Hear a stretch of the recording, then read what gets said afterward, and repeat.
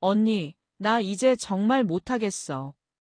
하루하루가 지옥 같아서 견딜 수가 없어. 뼈만 남은 동생의 몸을 보며 지수는 차가운 분노를 느꼈습니다. 동생을 이렇게 만든 그들에게 똑같은 지옥을 선사해주겠다고 다짐했죠. 그리고 거울 앞에 서서 동생과 똑같은 얼굴을 바라보며 완벽한 복수 계획을 세웠습니다. 지수는 지민이로 위장해서 그 집으로 들어갔습니다. 과연 지수는 어떤 방법으로 복수를 완성했을까요? 시청 전에 구독과 좋아요 부탁드립니다. 깊은 밤, 지민이는 현관문 앞에서 떨리는 손으로 초인종을 눌렀습니다. 문이 열리자 나타난 것은 상상도 못했던 참혹한 모습이었죠. 뼈만 앙상하게 남은 몸, 공포로 얼룩진 텅 빈 눈동자. 며칠 전까지만 해도 밝게 웃던 동생 지민의 모습은 어디에도 없었습니다. 언니. 지민이 지수를 보자마자 무너져 내렸습니다.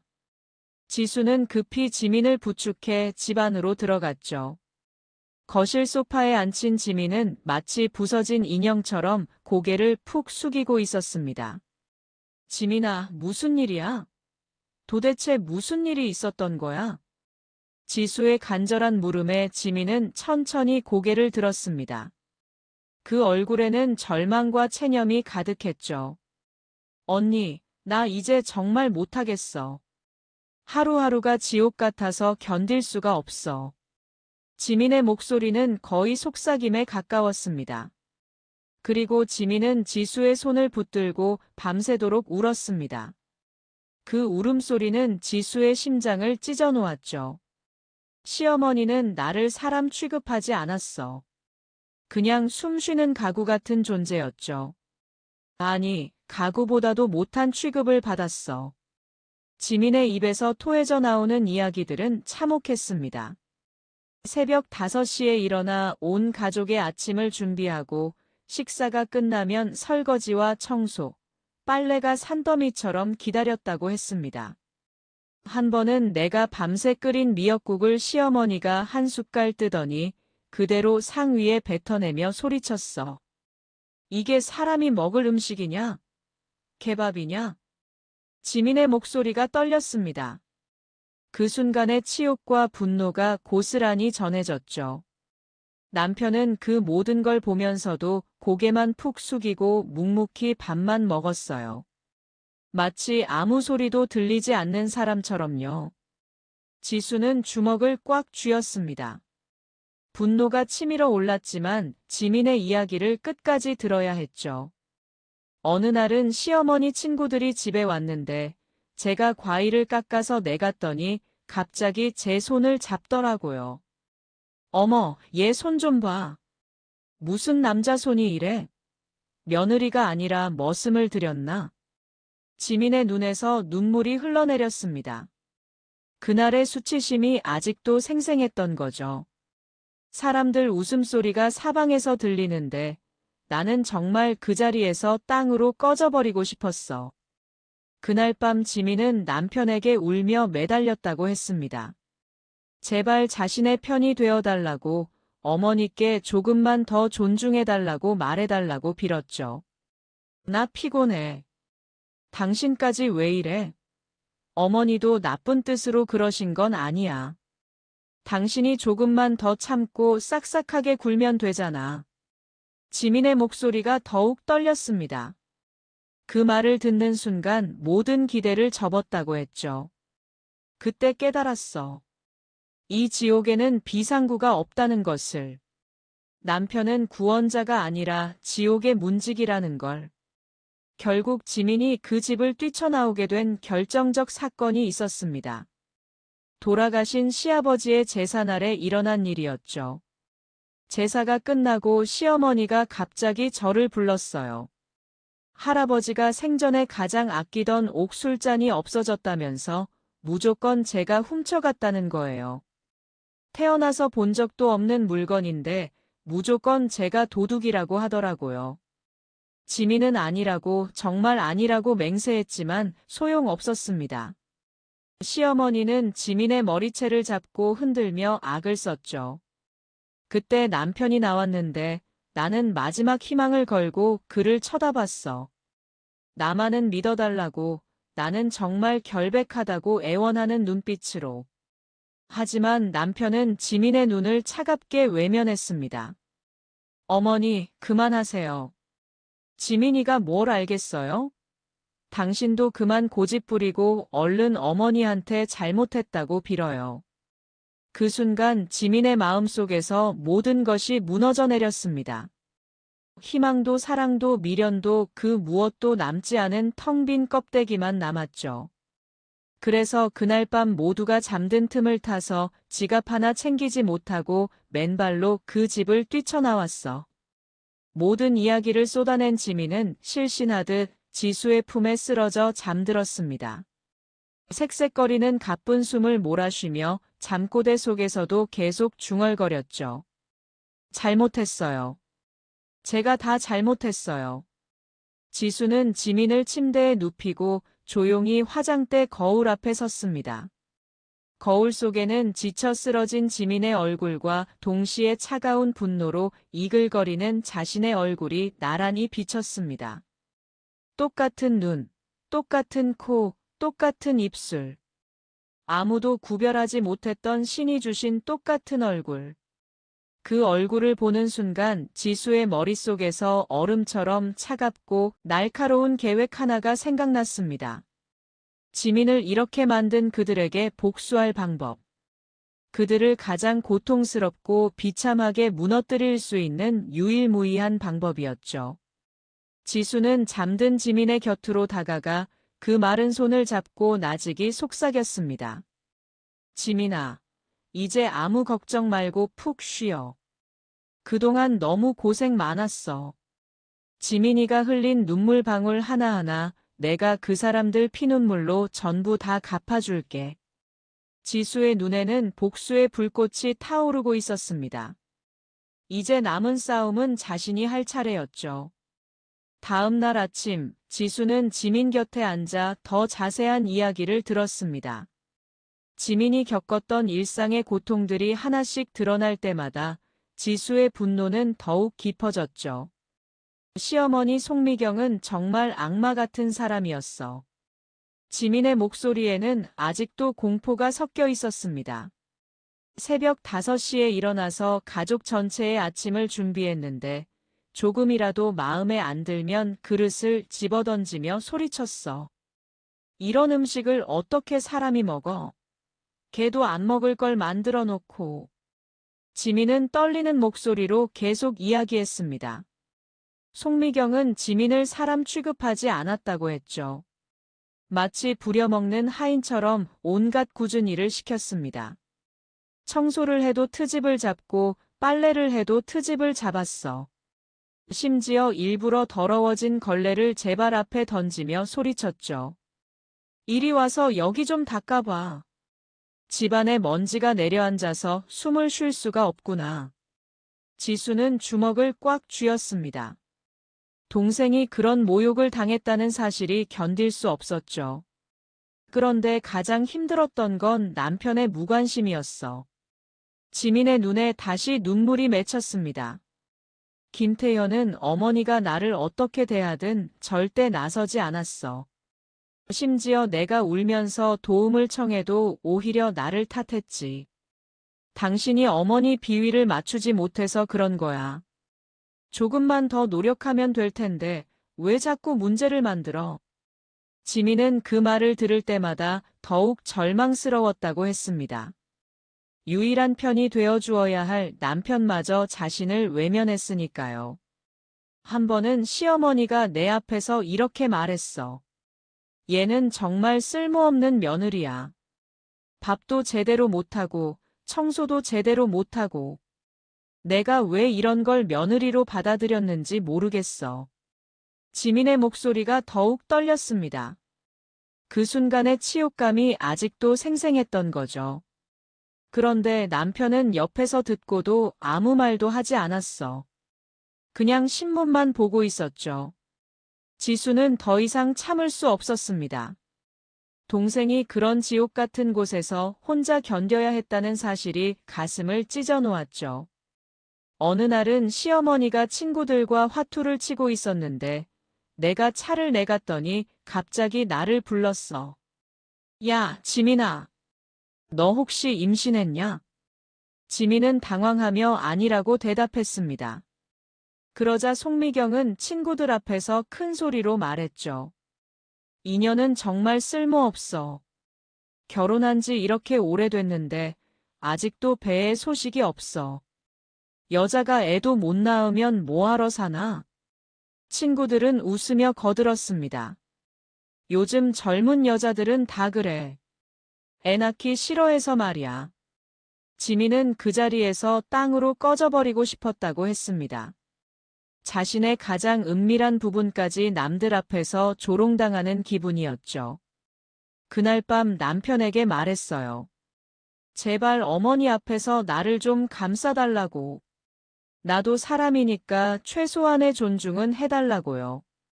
하지만 김태현의 대답은 차갑기만 했습니다.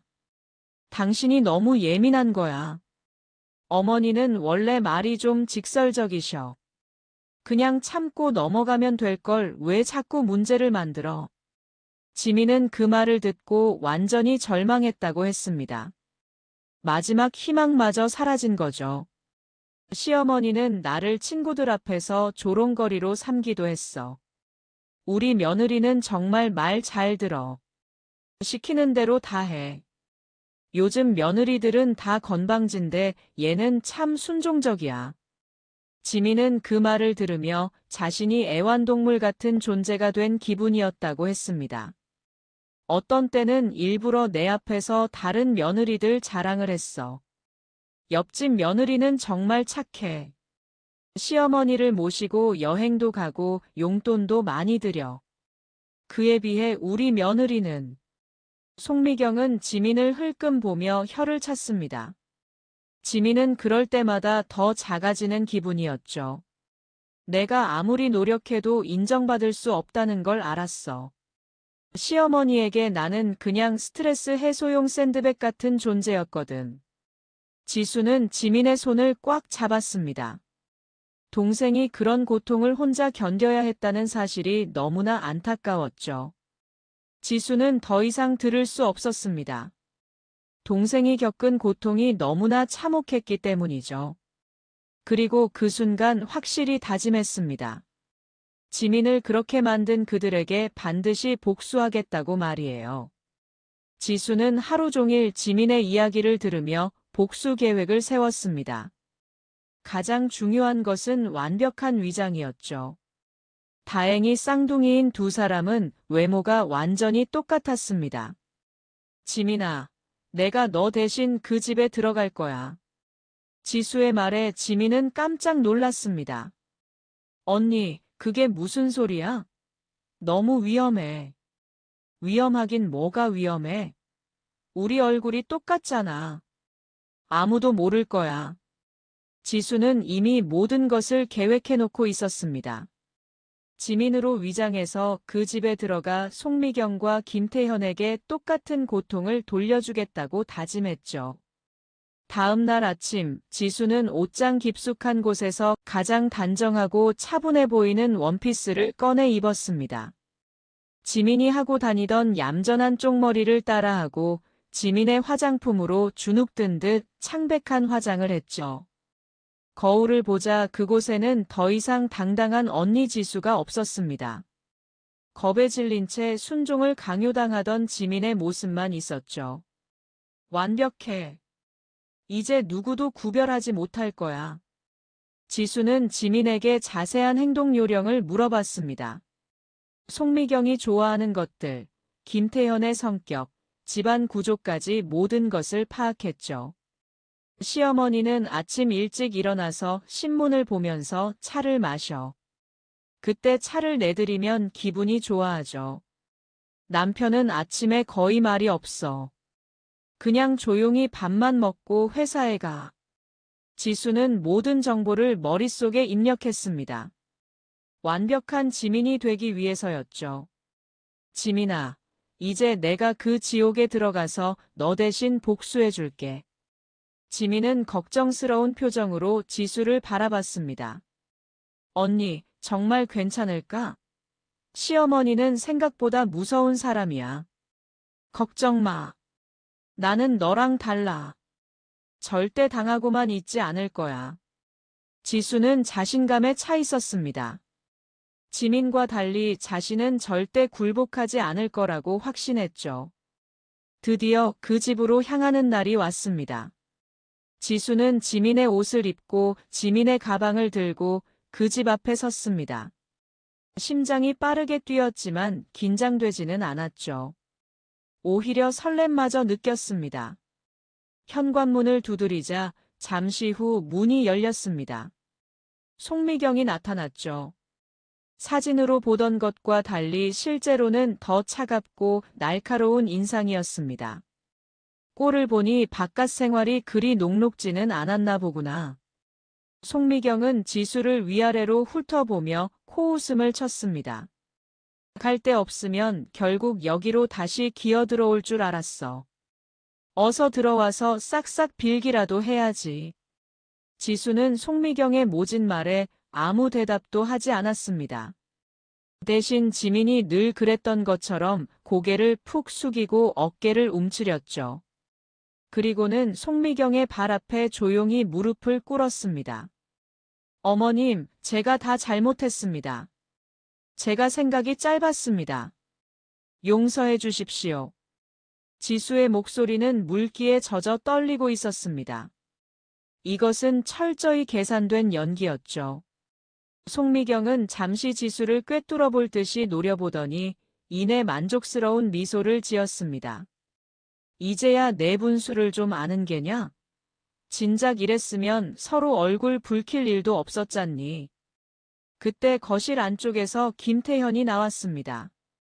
그는 지수를 보더니 놀란 듯 멈칫했지만 이내 송미경의 옆에 섰죠. 당신 괜찮은 거야? 어디 다친 데는 없고. 김태현의 목소리에는 걱정보다는 어색함이 더 많이 묻어났습니다. 지수는 그를 올려다보며 세상에서 가장 가엾고 애처로운 표정을 지어 보였죠. 여보, 미안해요. 내가 다 잘못했어요. 다시는 당신 속 썩이는 일 없을게요. 지수의 눈에서 또르르 눈물이 흘러내리자 그제야 김태현은 지수의 팔을 잡아 일으켜 주었습니다. 그 순간 지수는 확신했습니다. 자신의 연기는 완벽했고 아무도 자신이 지민이 아니라 지수라는 것을 눈치채지 못했다는 것을 말이죠. 지민아, 앞으로는 이런 일 없도록 해야 한다. 송미경이 지수의 턱을 손가락으로 들어올리며 말했습니다. 네, 어머님. 명심하겠습니다. 지수는 고개를 숙이며 순종적으로 대답했습니다. 하지만 속으로는 전혀 다른 생각을 하고 있었죠. 잘 지켜봐. 내가 어떻게 너희들을 무너뜨리는지 말이야. 이제 지수의 위장 생활이 시작되었습니다. 그리고 동시에 치밀한 복수 계획도 본격적으로 시작되었죠. 지수는 그 집에서의 생활을 시작하면서 겉으로는 완벽한 며느리를 연기했습니다. 하지만 속으로는 끊임없이 복수의 기회를 엿보고 있었죠. 며칠 동안 지수는 집안의 모든 것을 관찰했습니다. 송미경의 생활 패턴, 김태현의 행동, 그리고 집안 구조까지 모든 것을 머릿속에 입력했죠. 가장 눈에 띄는 것은 송미경이 매일 오후 2시가 되면 화려한 옷차림으로 외출한다는 것이었습니다. 그리고 늘 2층 서재에 들러 작은 손가방을 챙겨 나왔죠. 어머님, 어디 다녀오세요? 한 번은 지수가 조심스럽게 물었습니다. 송미경은 거울 앞에서 립스틱을 바르다 말고 지수를 쏘아봤죠. 내가 어딜 가든 며느리는 그저 집이나 잘 지키고 있으면 되는 것이다. 송미경의 차가운 대답에 지수는 더 이상 묻지 않았습니다. 하지만 의심의 씨앗은 이미 싹트고 있었죠. 그 서재는 지민의 말에 따르면 송미경 외에는 아무도 들어가지 못하는 금단의 공간이었습니다. 지수는 그곳에 분명 무언가 비밀이 숨겨져 있다고 확신했죠. 송미경이 외출한 틈을 타서 지수는 조심스럽게 서재문으로 다가갔습니다. 문은 굳게 잠겨 있었죠. 지수는 포기하지 않고 집안 구석구석을 뒤져 예비 열쇠를 찾아다녔습니다. 한참을 찾던 중 주방 찬장 가장 위쪽 낡은 차잔 세트 뒤에서 먼지 쌓인 작은 열쇠 꾸러미를 발견했습니다. 이거다. 지수의 심장이 빠르게 뛰기 시작했습니다. 드디어 그 비밀의 공간에 들어갈 수 있는 기회가 온 거죠. 열쇠 꾸러미를 들고 다시 서재 앞으로 간 지수는 떨리는 손으로 열쇠를 하나씩 맞춰보았습니다. 여러 번의 시도 끝에 마침내 찰칵하는 소리와 함께 문이 열렸죠. 서재 안은 밖에서 상상했던 것보다 훨씬 더 고풍스럽고 위험이 있었습니다. 한쪽 벽면을 가득 채운 책장과 육중한 원목 책상, 그리고 벽에 걸린 수많은 사진들이 있었죠. 지수는 시간을 지체할 수 없다는 것을 알고 있었습니다. 송미경이 언제 돌아올지 모르는 상황이었으니까요. 곧장 송미경의 책상으로 다가간 지수는 서랍을 열기 시작했습니다. 첫 번째, 두 번째 서랍에는 평범한 필기구와 서류들만 들어있었죠. 하지만 마지막 잠겨있는 서랍을 여는 순간 지수는 숨을 멈췄습니다. 서랍 안에는 지민이 말했던 그 옥술잔과 똑같이 생긴 물건이 비단 보자기에 쌓여 있었던 거죠. 이게 바로 그거구나. 지수는 분노로 온몸이 떨렸습니다. 지민에게 도둑 누명을 씌웠던 바로 그 물건이 송미경의 서랍 안에 고이 모셔져 있었던 거죠. 그리고 그 옆에는 여러 개의 타인명의 통장과 부동산 계약서 뭉치가 들어 있었습니다. 계약서에 적힌 이름들은 모두 낯선 사람들의 것이었지만 주소지는 이 집안 소유의 땅과 건물들이었죠. 이 여자가 재산을 빼돌리고 있었구나. 지수는 모든 조각이 맞춰지는 기분이었습니다. 송미경은 집안의 재산을 몰래 빼돌리고 있었고 그 사실을 덮기 위해 지민에게 도둑 누명을 씌웠던 거죠. 지수는 이성을 잃지 않으려 애쓰며 휴대폰을 꺼내 모든 서류와 옥술잔 사진을 찍었습니다. 증거를 확보하는 것이 가장 중요했으니까요. 그때 서재 구석에 놓인 작은 금고가 눈에 들어왔습니다. 분명 저 안에는 더 결정적인 무언가가 있을 거라고 직감했죠. 하지만 금고는 지수가 열 수 있는 것이 아니었습니다. 비밀번호가 필요했거든요. 일단 오늘은 여기까지다. 더 욕심을 부리다가는 모든 것을 망칠 수 있어. 지수는 모든 것을 원래대로 되돌려놓고 조용히 서재를 빠져나왔습니다. 그리고 아무 일도 없었다는 듯 저녁 식사를 준비하기 시작했죠. 그날 저녁 식탁에 앉은 송미경은 기분이 좋아 보였습니다. 지수에게 반찬을 하나 집어주며 말했죠. 그래, 사람이 실수를 할 수도 있지. 뉘우치고 돌아왔으니 앞으로는 내 말 잘 듣고 이 집안 사람으로 잘 살아보거라. 지수는 고개를 숙이며 순종적으로 대답했습니다. 네, 어머님. 명심하겠습니다. 하지만 지수의 마음속에서는 다른 목소리가 울려 퍼지고 있었습니다. 잘 지켜봐. 당신이 쌓아올린 이 모든 것들을 내가 어떻게 무너뜨리는지 말이야. 식사를 마친 후 김태현이 지수의 방으로 따라 들어왔습니다. 그는 어색하게 지수의 손을 잡으며 말했죠. 미안했어. 그날 당신이 그렇게 뛰쳐나갈 줄은 몰랐어. 나도 어머니 앞이라 어쩔 수 없었어. 지수는 그의 얼굴을 가만히 바라보았습니다. 이 남자는 아직도 무엇이 잘못되었는지 전혀 모르고 있었죠. 괜찮아요, 여보. 다 이해해요.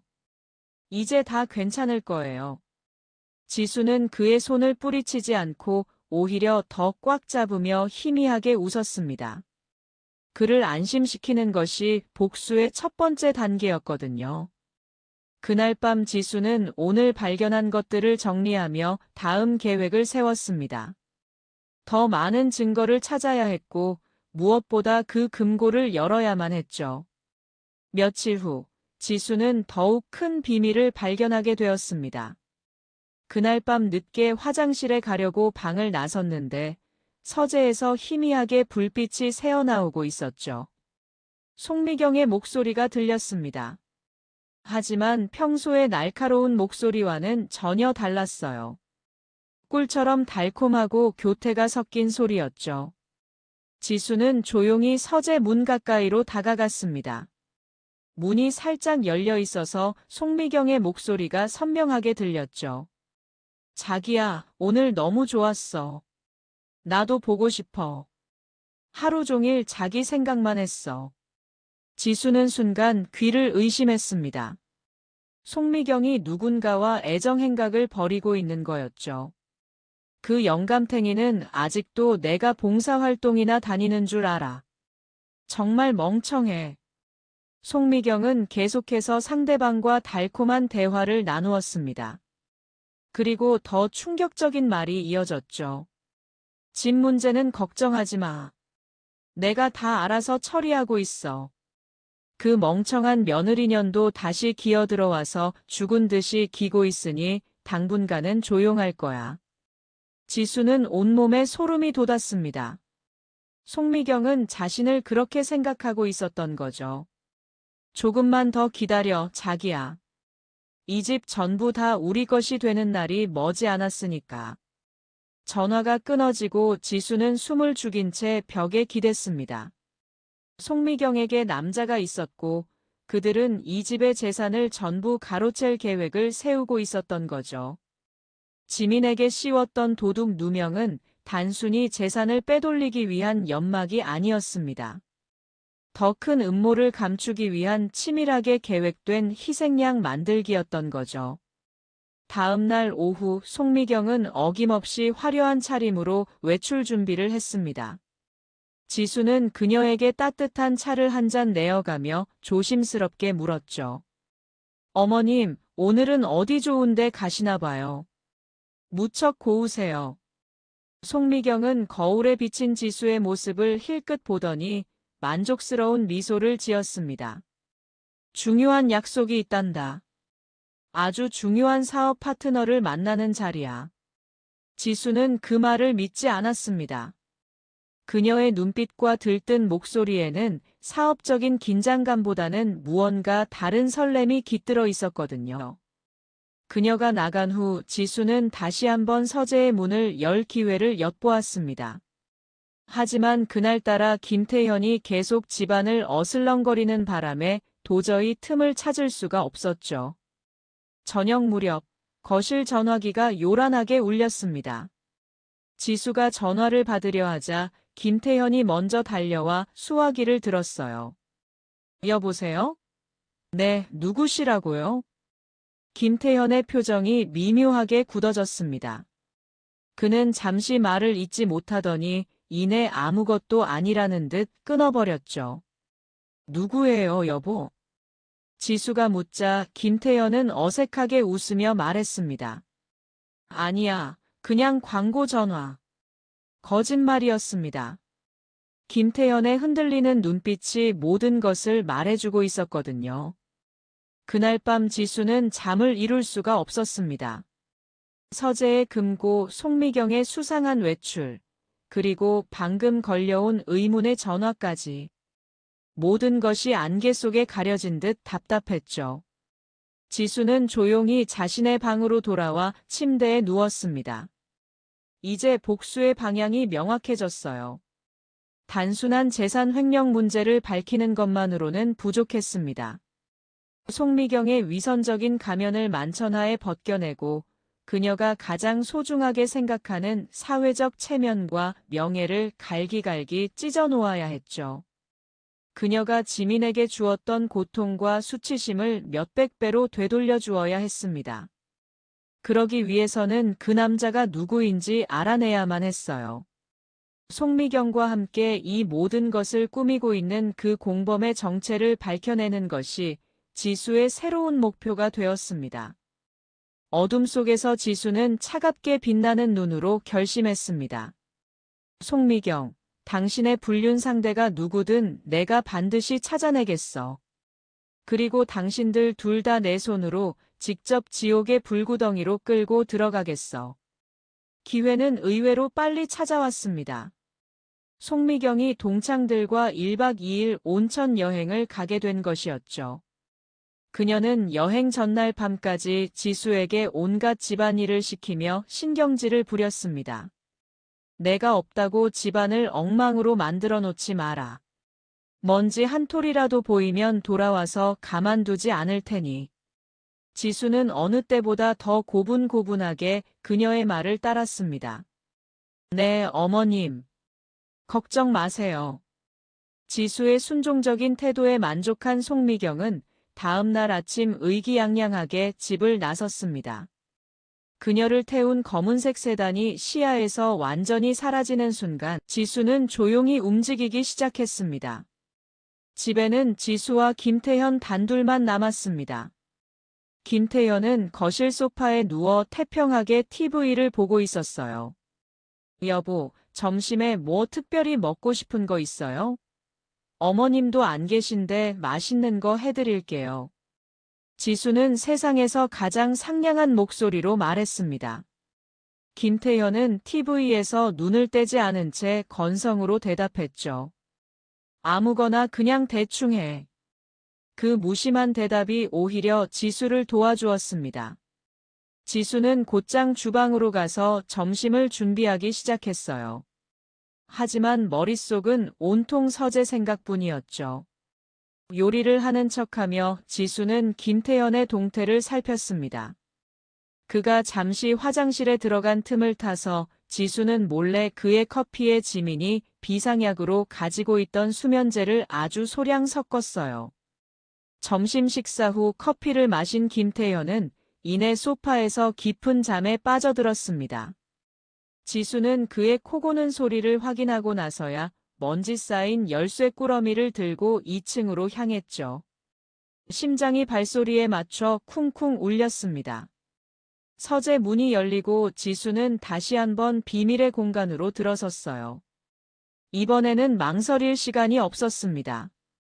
지수는 곧장 송미경의 책상으로 가서 잠겨있던 마지막 서랍을 열었죠. 역시 그 안에는 타인명의 통장과 부동산 계약서들이 그대로 있었습니다. 하지만 이것만으로는 부족했어요. 송미경의 불륜을 증명할 무언가가 필요했죠. 지수는 책상 구석에 놓인 작은 금고로 눈을 돌렸습니다.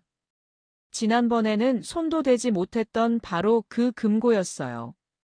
지수는 금고 주변을 샅샅이 뒤지기 시작했습니다. 책상 밑, 책장 뒤, 액자 뒤까지 모든 곳을 뒤졌죠. 그러다 책상 위에 놓인 달력에서 이상한 점을 발견했습니다. 매달 셋째 주 금요일에 빨간색 동그라미와 함께 S라는 이니셜이 적혀 있었어요. 그리고 그 이니셜 옆에는 6자리 숫자가 희미하게 적혀 있었죠. 혹시 이게 금고 비밀번호? 지수의 심장이 터질 것 같았습니다. 떨리는 손으로 금고에 그 6자리 숫자를 눌렀어요. 삐삐삐. 그리고 마지막 숫자를 누르는 순간 둔탁한 소리와 함께 금고 문이 스르륵 열렸습니다. 금고 안에는 돈다발과 보석들로 가득 차 있었어요. 하지만 지수의 눈길을 사로잡은 것은 그것들이 아니었습니다. 금고 가장 안쪽에 낡은 가죽 앨범 하나가 놓여 있었거든요. 지수는 마른 침을 삼키며 앨범을 꺼내 펼쳤습니다. 앨범의 첫 장을 넘기는 순간 지수는 숨을 멈췄어요. 그곳에는 젊은 시절의 송미경이 낯선 남자와 다정하게 얼굴을 맞대고 찍은 사진이 있었습니다. 남자는 건장한 키에 서글서글한 인상을 가진 중년이었고 두 사람은 누가 봐도 연인처럼 보였죠. 사진의 배경은 파리의 에펠탑, 스위스의 알프스, 이탈리아의 베네치아. 모두 시아버지와 함께 간 가족 여행지라고 알려진 곳들이었어요. 송미경은 가족 여행을 핑계로 내연남과 밀회를 즐겼던 것입니다. 지수는 분노로 떨리는 손을 겨우 진정시키며 앨범의 다음 장을 넘겼습니다. 그리고 거기서 모든 퍼즐의 마지막 조각을 발견했죠. 앨범 맨 뒷장에는 송미경과 그 남자가 서명한 계약서 한 장이 끼워져 있었습니다. 그것은 동거관계 유지 및 재산 증여에 관한 각서였어요. 송미경이 가진 모든 재산의 절반을 관계가 끝나는 즉시 남자에게 증여한다는 내용이었죠. 그리고 그 남자의 이름이 적힌 곳에는 선명하게 한승우라는 이름과 함께 그의 서명이 남아 있었습니다. 한승우.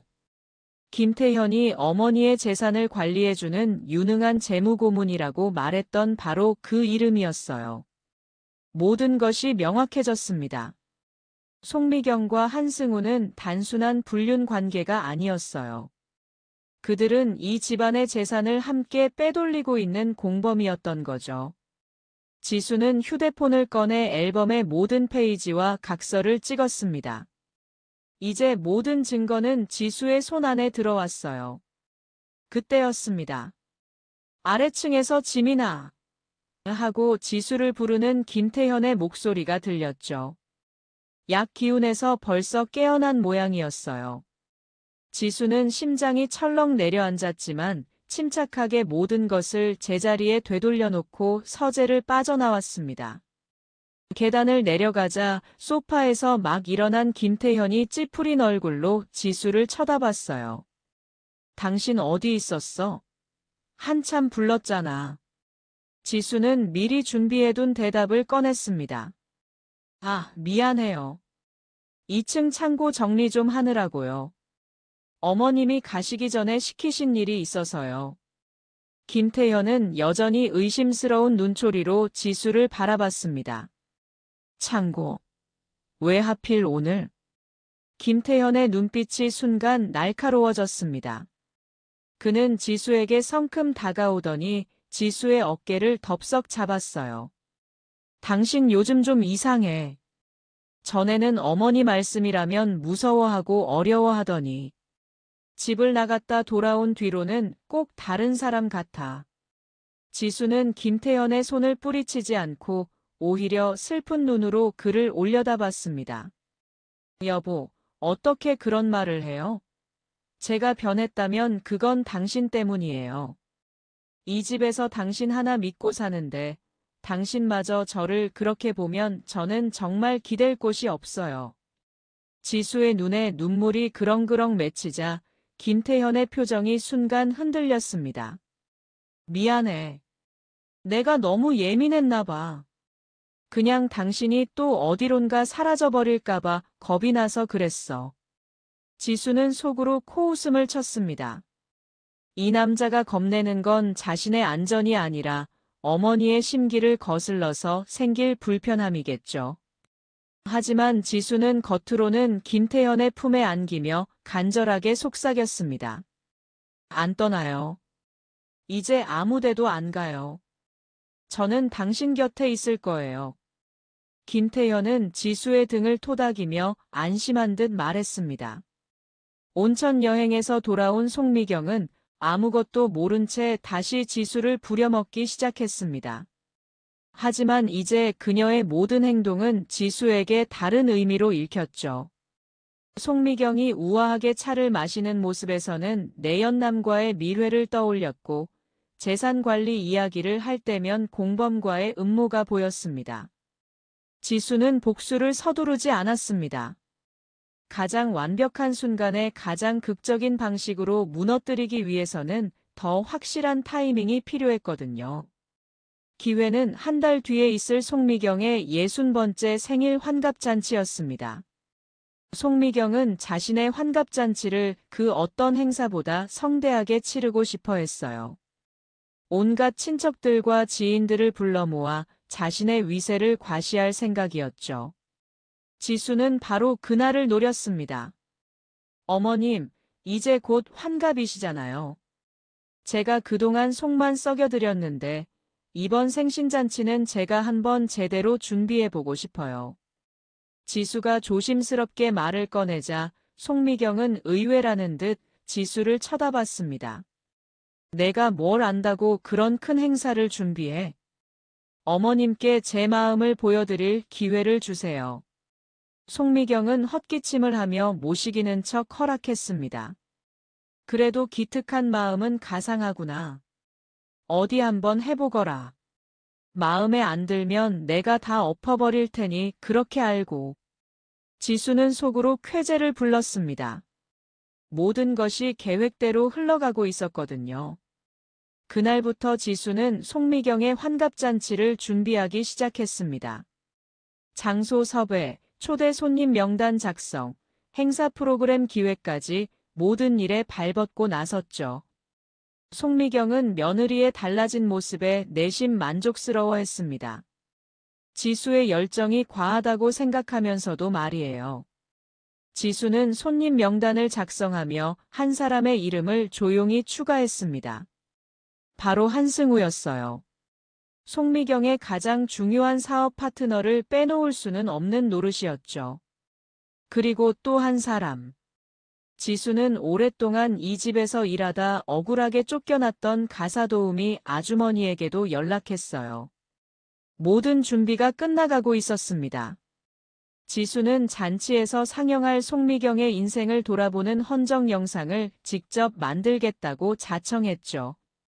영상 편집은 지수의 전문 분야 중 하나였습니다. 지수는 밤을 새워 영상을 만들었어요. 영상의 앞부분은 송미경의 화려하고 행복했던 순간들로 채웠습니다. 하지만 영상의 마지막 부분에는 지수가 그동안 모아온 모든 증거들을 담았죠. 서재에서 찍은 이중 장부와 부동산 계약서, 내연남과 찍은 사진들, 동거관계 각서, 그리고 호텔 복도에서 찍은 밀회 동영상까지. 드디어 결전의 날이 다가왔습니다. 지수는 창가에 서서 떠오르는 해를 바라봤어요. 오늘은 송미경 인생의 정점이자 동시에 나락으로 떨어지는 첫날이 될 것이었죠. 지수는 옷장 깊숙한 곳에 넣어두었던 지민이 가장 좋아했던 하얀색 원피스를 꺼내 입었습니다. 오늘은 더 이상 순종적인 며느리 지민을 연기하지 않을 거였어요. 오늘은 지민의 고통과 눈물을 대신해 복수하는 지수로서 그 자리에 설 것이었습니다. 화려한 조명이 쏟아지는 단상 위에서 지수는 마이크를 잡고 하객들을 향해 허리를 숙였습니다. 오늘 이 귀한 자리에 와주신 모든 분께 진심으로 감사드립니다. 저는 이 집안의 며느리 지민입니다. 연회장을 가득 메운 수많은 사람들이 지수를 향해 박수를 보냈습니다. 가장 앞자리 주인 공석에 앉은 송미경은 세상에서 가장 행복한 미소를 지으며 지수를 대견하게 바라보고 있었죠. 그녀의 옆에는 공범인 한승우가, 그리고 그 곁에는 아무것도 모르는 김태현이 앉아 있었습니다. 지수는 준비한 축사를 차분하게 이어나갔습니다. 송미경의 고결한 인품과 자식들을 향한 헌신적인 사랑, 그리고 이 집안을 위해 평생을 바친 그녀의 노고를 칭송하는 말들이었죠. 지수가 꾸며낸 이야기에 송미경은 감동한 듯 눈시울을 붉혔고 하객들은 연신 고개를 끄덕이며 감탄했습니다. 이제 저희가 어머님을 위해 준비한 작은 선물을 보여드릴 시간입니다. 어머님의 빛나는 인생을 담은 영상입니다. 지수의 말이 끝나자 연회장의 모든 조명이 꺼지고 정면에 설치된 대형 스크린이 밝아졌습니다.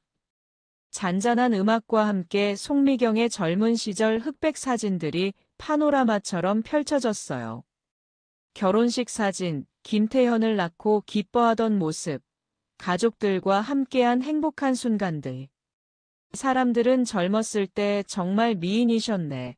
참 곱게 늙으셨다며 감탄사를 연발했습니다. 송미경은 손수건으로 눈가를 찍어내며 자신의 인생이 한 편의 영화처럼 상영되는 것을 자랑스럽게 지켜봤죠. 영상은 점점 최근으로 흘러 그녀의 화려한 사회활동과 봉사활동 사진들로 이어졌습니다. 위선으로 가득 찬 완벽하게 포장된 인생이었어요. 그리고 영상의 마지막 화면에는 어머니 사랑합니다라는 문구가 떠올랐습니다. 모든 것이 끝났다고 생각한 송미경이 자리에서 일어나 하객들에게 손을 흔들려는 바로 그 순간이었죠. 화면이 갑자기 지지직거리는 소음과 함께 검게 변했습니다. 사람들이 웅성거리기 시작했어요. 이게 어떻게 된 거지? 김태현이 당황하며 지수에게 물었습니다. 지수는 그를 돌아보며 인생에서 가장 차갑고 서늘한 미소를 지어 보였어요. 이제부터가 진짜 선물이에요, 여보. 그리고 화면에는 송미경 여사의 진짜 모습이라는 붉은색 글씨가 거대하게 떠올랐습니다. 가장 먼저 나타난 것은 서재 금고에서 찍은 수많은 재산 계좌와 부동산 계약서 사진들이었어요. 연회장 곳곳에서 술렁이는 소리가 들려왔죠. 화면은 곧바로 송미경과 한승우가 파리의 에펠탑 앞에서 다정하게 껴안고 있는 사진으로 바뀌었습니다. 저 남자 한승우 아니야? 어머, 저게 어떻게 된 일이야? 사람들의 웅성거림이 점점 커졌습니다. 송미경의 얼굴은 새하얗게 질려갔어요. 아니야, 저건 합성이야. 지민아, 너 지금 무슨 짓을 하는 거냐? 당장 끄거라. 송미경이 비명을 질렀지만 영상은 멈추지 않았습니다. 화면에는 동거관계 유지 및 재산 증여에 관한 각서가 클로즈업되어 나타났고 그 아래 한승우의 서명이 선명하게 보였죠. 한승우는 얼굴이 시뻘겋게 변한 채 자리에서 일어나 도망치려 했습니다. 하지만 그의 양옆에는 지수가 미리 부탁해둔 건장한 남자들이 그의 팔을 붙들고 있었어요. 그리고 마침내 영상의 마지막. 호텔 복도에서 송미경과 한승우가 진하게 입을 맞추는 동영상이 소리 없이 재생되기 시작했습니다. 연 회장은 완벽한 침묵에 휩싸였습니다.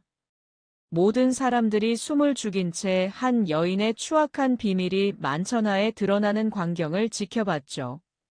영상이 끝나고 연 회장의 조명이 모두 켜졌습니다. 모든 시선이 단상 아래 무너져 내린 송미경에게로 쏠렸어요. 송미경은 멍한 표정으로 스크린을 바라보다가 이내 지수를 향해 악을 쓰며 달려들었습니다. 내가 감히 나한테 어떻게 이럴 수가 있어. 이 은혜도 모르는 괘씸한 년. 그녀가 지수의 머리채를 잡으려는 순간 김태현이 그녀를 막아섰습니다. 하지만 그는 지수를 보호하기 위해서가 아니었어요. 당신 미쳤어? 어떻게 어머니한테 이럴 수가 있어? 김태현이 지수를 향해 울부짖었습니다. 지수는 그런 그를 경멸의 눈빛으로 쳐다보며 마이크를 다시 잡았어요.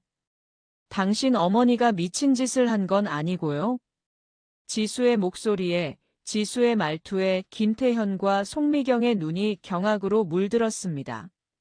너는 지민이가 아니구나. 송미경이 떨리는 목소리로 말했습니다. 지수는 천천히 고개를 끄덕였어요. 그래요, 이제야 알아보네요. 저는 당신 며느리 지민이가 아니에요. 지수는 하객들을 향해, 그리고 무너져 내린 송미경을 향해 선언했습니다.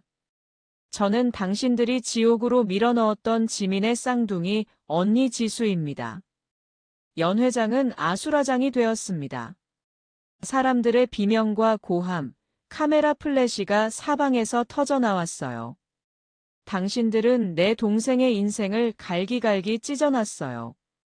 없는 죄를 뒤집어 씌우고 도둑으로 몰고 매일같이 인격을 모독하고 학대했죠. 지수는 김태현을 향해 손가락질하며 말했습니다. 그 모든 걸 곁에서 지켜본 당신은 방관으로 동조했고요. 김태현은 아무 대답도 하지 못한 채 고개를 떨궜습니다. 오늘 이 자리는 당신의 환갑을 축하하는 자리가 아니에요.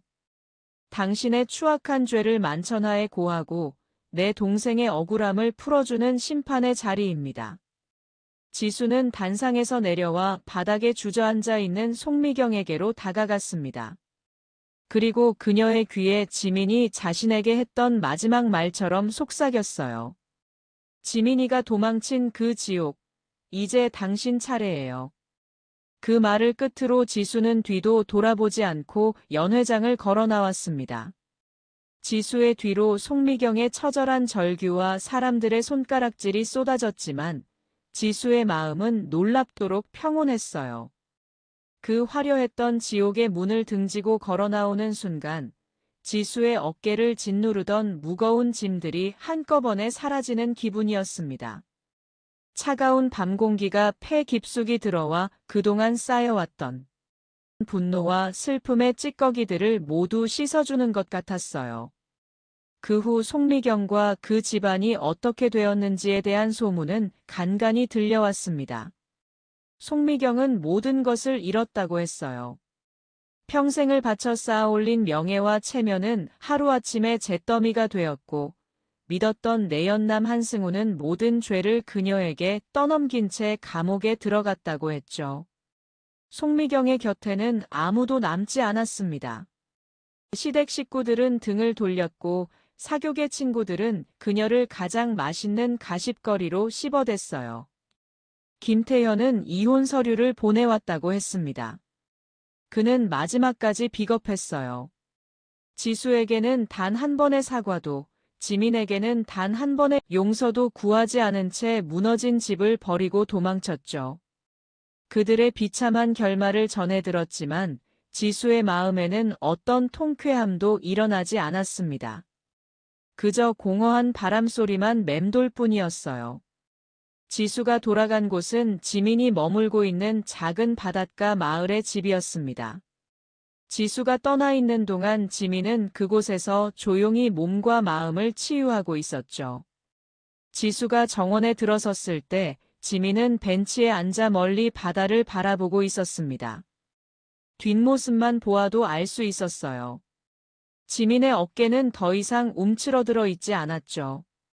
지민아. 지수의 목소리에 지민이 천천히 고개를 돌렸습니다. 그리고 지수를 보는 순간 지민의 눈에 투명한 눈물이 차올랐어요. 지수 역시 마찬가지였습니다. 두 사람은 아무 말 없이 서로를 끌어안았죠. 지민의 품은 따뜻했고 예전처럼 포근한 햇살 냄새가 났습니다. 한참을 그렇게 서로의 온기를 나누던 두 사람은 마주보고 웃음을 터뜨렸어요. 눈물과 웃음이 뒤섞인 이상하고도 완벽한 재회였죠. 고생 많았지, 언니. 지민이 지수의 얼굴을 쓰다듬으며 말했습니다. 그 손길 한 번에 지수가 겪었던 모든 긴장과 고통이 눈 녹듯 사라지는 것 같았어요. 아니야. 정말 고생한 건 너잖아. 두 사람은 그날 밤 바닷가 모래사장을 맨발로 걸었습니다. 파도 소리를 배경음악 삼아 그동안 하지 못했던 많은 이야기를 나누었습니다. 지민은 지수가 벌인 일들을 모두 전해 들었다고 했어요. 언니, 미안해. 너무 큰 짐을 지게 한 것 같아서 미안해. 지민이 지수의 손을 잡고 말했습니다. 지수는 지민의 손을 꽉 잡으며 단호하게 대답했어요. 미안해하지 마, 지민아. 나는 단 한순간도 후회하지 않아. 너를 위해서라면 나는 몇 번이라도 더 그 지옥에 들어갈 수 있어. 우리는 가족이잖아. 그 순간 지수는 깨달았습니다. 진정한 복수는 그들을 파멸시키는 것이 아니었다는 것을요. 진짜 복수는 지민이 예전의 웃음을 되찾고 두 사람이 다시 함께 행복해지는 것이라는 것을 말이죠. 며칠 후 두 사람은 함께 서울로 올라왔습니다. 태어나고 자란 낡은 동네에 작은 전셋집을 얻었어요. 집은 작고 허름했지만 그곳은 두 자매에게 세상에서 가장 안전하고 따뜻한 집이었습니다. 두 사람은 함께 장을 보고 함께 밥을 해먹고 밤 늦도록 거실에 누워 시시콜콜한 이야기를 나누었어요. 지민은 다시 그림을 그리기 시작했고 지수는 작은 회사에 취직했습니다. 평범하지만 소중한 일상이 기적처럼 두 사람에게 돌아왔죠. 어느 주말 오후 두 사람은 함께 짐 정리를 하다가 낡은 앨범 하나를 발견했습니다. 앨범 속에는 똑같은 옷을 입고 똑같은 표정을 짓고 있는 어린 시절의 두 사람이 있었어요. 사진 속의 두 사람은 세상에 무서운 것 하나 없다는 듯 환하게 웃고 있었습니다. 지수야, 그거 알아? 어렸을 때 나는 언니가 정말 부러웠어. 언니는 언제나 나보다 용감하고 당당했으니까. 나는 늘 언니 뒤에 숨기만 했는데. 지민이 사진을 들여다보며 말했습니다. 지수는 웃으며 대답했어요. 나는 지민이가 부러웠는데. 지민이는 언제나 나보다 따뜻하고 다정했잖아. 지민이가 옆에 있으면 마음이 편안해졌어. 두 사람은 서로를 마주 보았습니다. 두 사람은 서로 달랐지만 그래서 서로의 부족한 부분을 채워주며 하나가 될 수 있었어요. 지옥 같은 시간을 견디고 다시 마주한 지금 두 사람은 비로소 그 사실을 깨닫게 된 것입니다. 그날 저녁 두 사람은 작은 옥상에 올라가 노을 지는 하늘을 바라보았습니다. 붉게 물든 하늘이 마치 두 사람의 새로운 시작을 축복해주는 것 같았어요. 지민아, 앞으로는 우리 좋은 일만 생각하고 행복하게 살자. 응, 언니도 이제는 언니 자신을 위해서 살아. 지민의 말에 지수는 고개를 끄덕였습니다.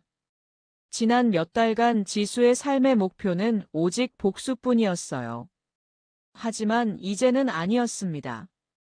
지수의 곁에는 지켜야 할 소중한 지민이 있었고 함께 만들어가야 할 빛나는 미래가 있었죠. 몇 개월 후 지민은 작은 미술학원에서 아이들을 가르치기 시작했습니다. 아이들의 맑은 웃음소리가 지민의 상처받은 마음을 조금씩 치유해 주었어요. 지수는 회사에서 인정받는 직원이 되어 승진도 했습니다.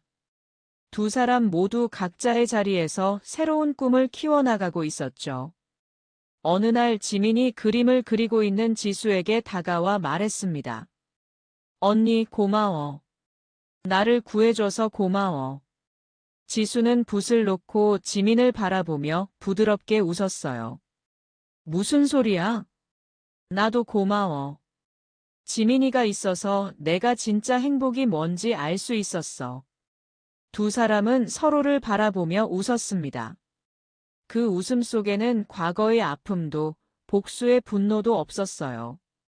오직 서로에 대한 사랑과 앞으로 함께 만들어갈 행복한 미래에 대한 기대만 있었죠. 지수는 창밖을 바라보며 생각했습니다. 때로는 가장 깊은 어둠 속에서 가장 빛나는 용기가 태어난다고 말이에요. 진정한 복수는 파멸 그 자체가 아닌 빼앗겼던 당연한 일상을 되찾아오는 것에서 비로소 완성되는 것이었습니다. 지수와 지민의 이야기는 끝났지만 두 사람의 새로운 시작은 이제 막 시작되었습니다. 서로를 의지하며 함께 걸어갈 긴 여정이 두 사람 앞에 펼쳐져 있었죠. 그리고 지수는 확신했습니다. 어떤 시련이 와도 두 사람이 함께라면 이겨낼 수 있다고 말이에요. 왜냐하면 진정한 가족의 사랑은 그 어떤 것보다 강하니까요. 이 이야기가 지금도 부당한 희생을 강요받으며 자신을 잃어버린 채 살고 계신 분들에게 작은 위로가 되었으면 좋겠습니다. 그리고 기억해 주세요. 당신도 충분히 사랑받을 가치가 있는 소중한 사람이라는 것을요. 오늘 이야기 어떠셨나요? 구독과 좋아요는 잊지 마시고 소중한 댓글 하나가 정말 큰 힘이 됩니다. 시청해 주셔서 진심으로 감사드립니다.